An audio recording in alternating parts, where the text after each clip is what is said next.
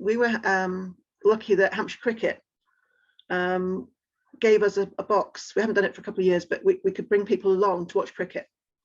And we had a wonderful one where the wife had brought the husband for the first season, but she wasn't really into cricket. She had mobility problems and lots of things going on. And she said to me one day, could someone else bring my husband? And I said, well, as long as they can do what he needs, because we don't do personal care, we don't do anything. So as long as you're confident they can look after him in the way you would, yeah, of course.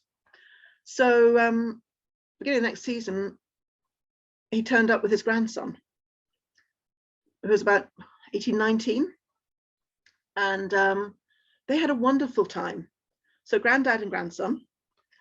And then grandson went off to university. So we had the son came along, the son-in-law rather. So the father of the grandson, but son-in-law. And then we had the time when they couldn't decide which one was going to bring granddad. And I said, well, why don't you both come? And it was just brilliant because granddad was sitting between his son-in-law and his grandson. And he wasn't saying anything because he wasn't really speaking much that time. And they were talking cross and occasionally he'd nod but he just sort of sat there with a big smile all day watching cricket.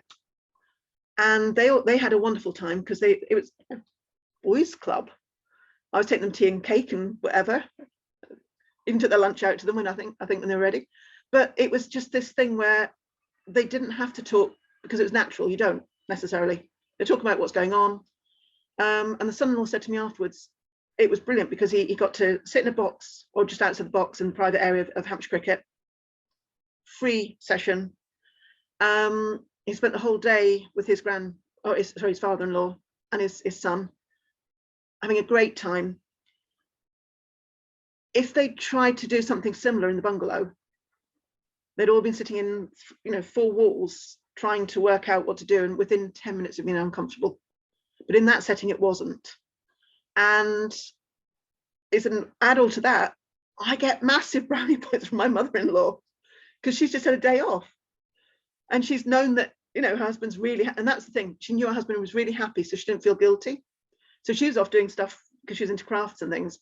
So whereas she would sit in the box doing the crafts, but not, and then realize, oh, I've forgotten to bring such and such.